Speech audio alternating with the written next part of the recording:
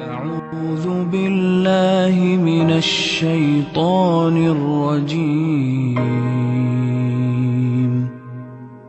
بسم الله الرحمن الرحيم. Anak muda perlu segera dinikahkan. Ibu-ibu gini, punya anak. Biasanya anak-anak itu berbeda-beda karakternya. Kalau ada anak-anak yang kita lihat kebutuhan kepada lawan jenisnya besar, kebutuhan kepada lawan jenisnya besar, kelihatan. Kalau perempuan mungkin lebih genit, mungkin kalau laki-laki seperti apalah ya bahasanya. Pokoknya kita lihat anak ini agak berbeda. Kita sudah coba didik agama segala, tapi kayaknya dia terlalu lincah, cenderung kepada lawan jenis ini besar. Nikahkan segera. Oh, belum aja ijazahnya Ustaz, mau diapain ijazah itu? Mau dipaksain ada ijazah sementara nanti dia bergaul bebas? Salah pemahaman itu. Nggak boleh. Kecuali dia bisa ngontrol diri. Kita berhasil membentuk dia pribadi yang tenang, bisa ngontrol, itu lain. Kalau enggak jangan. Karena selama anak belum menikah yang bertanggung jawab siapa? Orang tua. Kita yang nanggung itu. Kalau saya bilang sama istri saya pribadi, anak saya alhamdulillah ada beberapa orang perempuan. Saya bilang anak-anak ini kalau besar, saya yang akan menentukan keputusan karena saya walinya. Sah pernikahan dia atau tidak di tangan saya. Jangan kamu campurin urusan pernikahan. Kamu boleh berikan masukan. Karena banyak kasus ayahnya nggak setuju, ibunya ribut, nggak apa-apa, nikah paksa. Apa yang terjadi? Dihapus dari keluarga lah, inilah. Melanggar. Nabi suruh nikah dengan izin wali. Ibu-ibu jangan campurin, ayahnya nggak setuju sudah. Terima nak. Memang hukum Allah begitu. Kalau mau lebih tenang ya, ibu nggak menanggung, ibu nggak keluar dari kapasitasnya ibu. Kapan ibu paksain anaknya nikah tanpa izin ayahnya, ibu harus menyiapkan ekstra waktu, menjadi pengganti ayahnya. Kapan dia ribut sama suaminya, dia akan datang ke ibu, akan ribut. Mestinya ayahnya yang hadapin tuh. Wali gunanya untuk apa? Membela si perempuan. Makanya bodoh kalau ada perempuan nikah tanpa wali. Nabi SAW mengatakan wanita siapapun yang menikahkan diri tanpa walinya, nikahnya batal. Nggak bisa. Untuk apa wali bagi wanita? Supaya laki-laki yang sedang melamar dia tahu ini orang ini punya laki-laki juga di belakangnya. Itu demi kebaikan buat dia sebenarnya. Ada masalah kembali ke ayah yang pecahin masalah itu. Jangan ibu masuk ke batasan ya lahannya si ayah ini, nggak boleh. Nanti ibu harus menyiapkan ekstra waktu, ekstra macam-macam. Untuk apa? Ya, kita sendiri masih punya banyak kegiatan seharian nih. Kan itu. Saya bilang kalau ada anak-anak ini, saya bilang sama istri saya, yang saya lihat butuh untuk menikah, saya nggak butuh ijazahnya.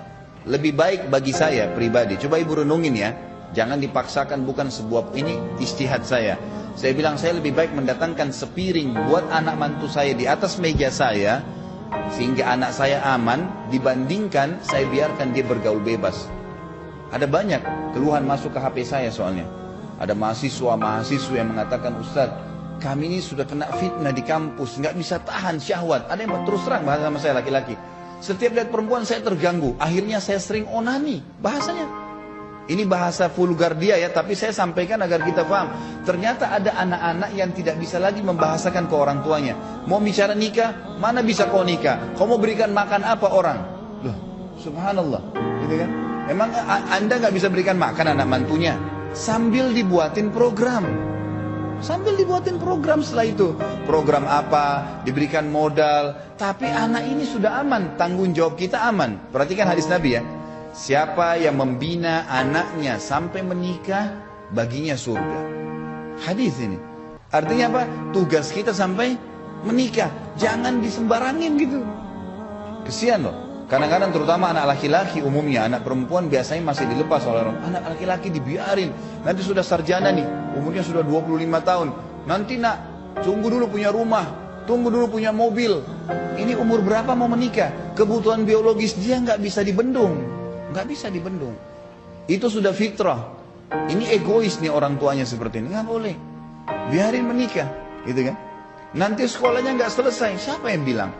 Saya tahu ada teman-teman saya menikah waktu kami masih mahasiswa di Madinah, selesai itu prestasinya bagus, kuliah di Madinah, istrinya dibawa. Bahkan ada yang sampai selesai S1 tuh punya anak di kota Madinah, ada. Tapi nggak ada masalah buat mereka. Cuman hidupnya jauh lebih tentram gitu. Ada banyak kasus tuh saya berikan masukan jemaah saya. Nikahkan anak-anak. Baik Ustaz, belum punya kerjaan. Anda punya pendapatan nggak? Punya. Baik. Ini cari anak yang sepadan, yang bisa menikah dengan anak kita, yang bisa bimbing, sepadan sama dia lah, gitu kan? Bisa sefaham, sebahasa. Insya Allah berdoa sama Allah, Allah akan tuntun. Setelah itu kita buatin program. Banyak yang ikutin ini, akhirnya berhasil. Anak mantunya diikutkan di perusahaannya, kerja daripada orang lain. Baik, kasih gaji orang ini, ajarkan dia. Akhirnya betul-betul berjalan. Dan hampir semuanya berhasil. Tidak ada masalah, gitu kan?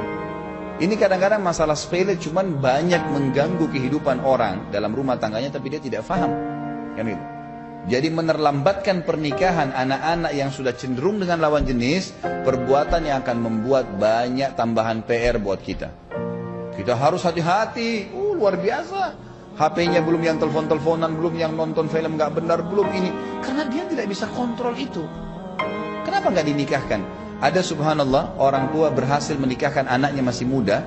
Begitu menikah, anak laki-lakinya dia bilang sama saya, Ustaz, anak laki-laki saya ini dulunya kayak anak-anak. Setelah saya nikahkan, dia merasa punya istri, punya tanggung jawab, langsung jadi dewasa. Berubah total anak laki-laki itu. Tiba-tiba langsung kayak bijaksana, ngomongnya bisa diatur. Ternyata pernikahan merubah hidup dia. Dan itu fakta lapangan ibu-ibu sekalian. Nggak boleh kita membangkang. Kalau ibu membangkang tentang poin ini, keluar dari jalur, akhirnya memaksa anak kita terjerumus seperti umumnya sekarang anak-anak. Iya dia berkedok, iya, tapi di belakang perbuatannya luar biasa. Perbuatannya luar biasa, perbuatan yang salah semua. Mabuk-mabukanlah sama perempuan tidak benar. Ada bahkan karena dibiarkan tidak menikah, kena penyakit, naudzubillah, penyakit AIDS, penyakit ini, penyakit macam-macam.